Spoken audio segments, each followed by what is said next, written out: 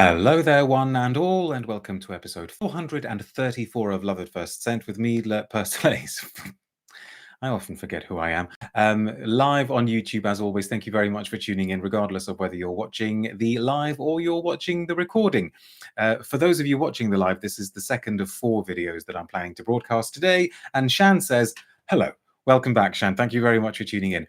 Right, let's get a move on. If you haven't already subscribed to my channel, please do consider doing so. And if you would like to find out how you can support my work, you should be able to see a link to my Ko-fi page in the video description below.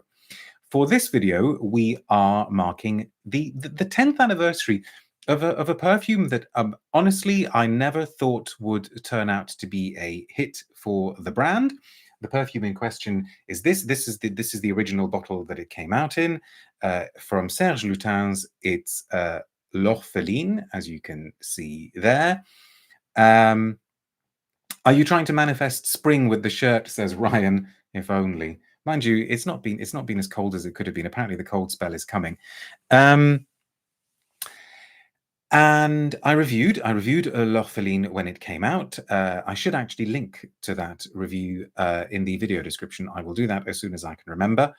And I recall being quite taken with it. If we go back to 2014, you may remember this was a time when the Lutens brand was starting to make things a little bit quieter in their style. And up until that point, they'd made their name with rather bold, ambery, resinous, balsamic compositions. You know, they were well known for things like Ambre Sultan and Araby, and of course Féminité du Bois, etc., etc. And this was round about the period when they released the lighter water scents like Serge Lutens L'Eau. And then along came L'Orpheline, and I remember using words like tender, delicate, introspective, heartfelt, those sorts of words to describe it. But I must confess that even though I enjoyed it, and I wore it a fair bit, I mean, for me, this is wearing things a fair bit, okay? I absolutely did not expect that it would turn out to be a significant release for the brand. Well, more fool me, because in the intervening 10 years, it seems that it's become one of their best sellers ever, which I still kind of find curious. I'm very, very pleased, because it shows that they've managed to tap in to a different sort of audience, you know, a different kind of group of shoppers that will want something other than Ambre Sultan et al. And now, to mark the 10-year anniversary, they have given us this limited edition bottle with, I think, really quite a beautiful graphic on it. It makes me realize that I kind of get why they changed the typeface, the look of everything on the packaging. I think they needed it to be more Instagram friendly. I think they needed to be more eye-catching, bolder. But I preferred it when the logo was a little bit smaller, when it was more vertical. I mean, this, I think, is a really, really great graphic. Not that we're bottle fiends on this channel, of course. L'Orpheline is really popular in China, says Chang. Well, there you go. I mean, I wonder why. I don't want to sort of say the stereotype of, oh, apparently people in China like scents that are quieter and cleaner, and, you know, as though all people in China have absolutely the same tastes in perfumes. But yeah, and the box has the same graphic, and this is apparently the same graphic that the same style of graphic design that they're using for their brand new perfume that I have yet to smell. So I think we should just go ahead and smell it and talk about it a little bit. I also recall, and I wrote about this in my original review, that L'Orpheline came with a really, really properly strange, obscure, borderline incomprehensible Serge Lutens press release. Those press releases from the brand are not as out there as they used to be, which I think is a little bit of a shame, because you always could tell when you were reading a Lutens press release. But there is still a kind of vaguely interesting one that comes with the 10th anniversary edition, but it's nowhere near the levels of, you know, bonkers genius from 10 years ago. Let's have a quick sniff. Yeah, see, I don't know whether it's me, but not many people seem to respond to this smell the way I do, because to me it has always been really, really retro. I have read it, and I continue to read it even now as I smell it, as a kind of very delicate, very gentle, retro, leathery fougere. And how many of you out there remember Cussen's Imperial Leather soap, but in the form that it had in the sort of late 80s, sorry, late 70s, early 80s?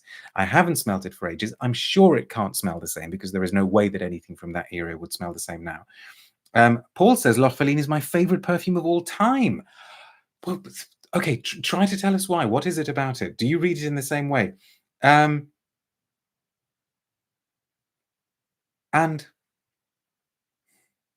oh, Shan says wasn't born there, fortunately. Well, go and smell some in a supermarket. I'm sure you'll be able to get it.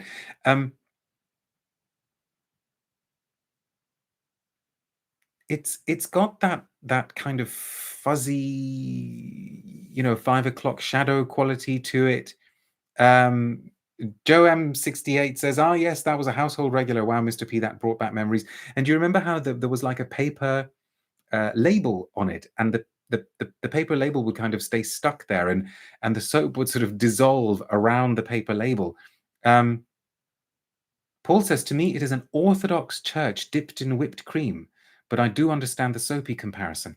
That's interesting, because I remember picking up on the incense note originally as well, but not as much.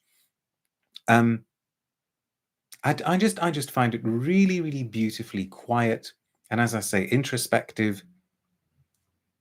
But it's also such an interesting blend of florals. There's definitely a geranium note in there. I think there's a good rosy note, definitely an incense facet there as well. Um, I think I do think it's special, and I'm really, really pleased. And I've brought the original just to kind of see if we can make a comparison about whether it's made. Certainly on the basis of this sniff, it takes me back. Right. Press release starts with a quote from Monsieur Lutens himself.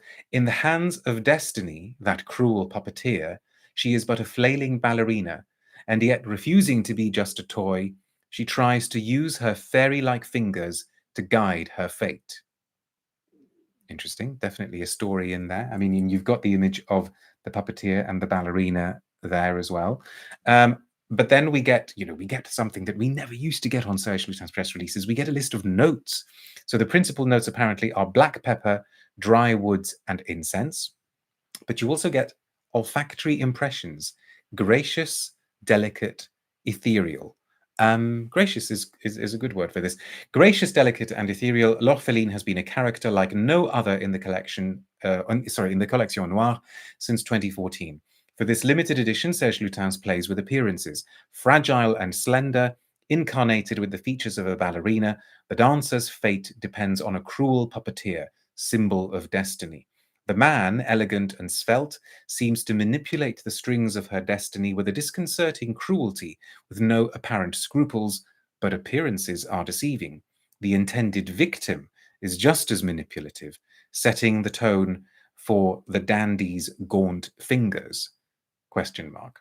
The element of doubt intrigues and lingers within every one of us. Okay, but I do like the evocative quality of those press releases. Is it heavy on the musks? Says Cat Porter. I wouldn't say heavy. I wouldn't say heavy. We have pre-sprayed ones as well. Mathieu says, "Am I the only person who thinks that Dans le Bleu is very similar to L'Orpheline?" Dans le Bleu. Oh, as in their own one. Was it Dans le Bleu qui petit or something? Isn't that one a little bit more animalic? I'd have to smell that one again. Eric says, "I wonder if it compares to Heaven Can Wait, a similarly spicy, musky floral." No. The Heaven Can Wait is definitely more retro, more carnation-y. This one has a kind of retro quality to it as well, but this takes me back to 70s style sense, whereas Heaven Can Wait, I think, is more kind of 40s, 50s. On which note, if you can, stick around for episode 4 from today. Nothing is heavy about this perfume, says Paul. It's so restrained, meditative, somber. I completely agree. Now, I've done a pre-sprayed of the original one and a pre-sprayed of the current one. So where are we? So this is Serge Lutens Current, I've called it. Yeah, it's to me, it smells the same. Let's clear the old passageways and try to smell the old one as well.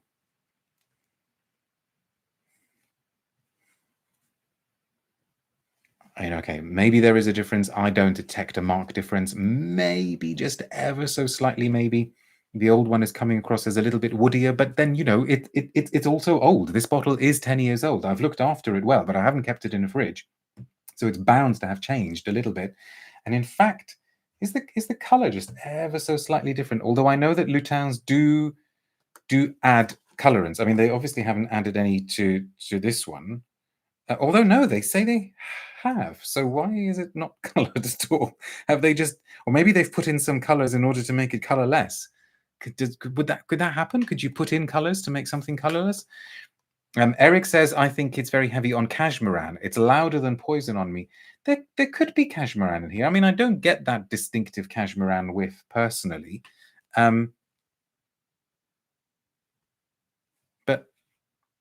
I think it's is it as understated as En Passant says Mirish? No.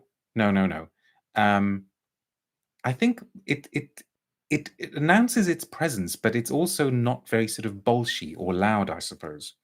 So there we are. I'm not necessarily advocating that you need to get the limited edition bottle. That's entirely up to you. But as it's celebrating an anniversary, I thought we would mention it. And hopefully I will be back before long with another Lutins video to talk about the latest one. But for now, thank you very much. Thank you very much for watching. If you go past a Lutins counter and go past this one, do consider giving it a sniff. Well worth it. I will see you in a bit. Bye now.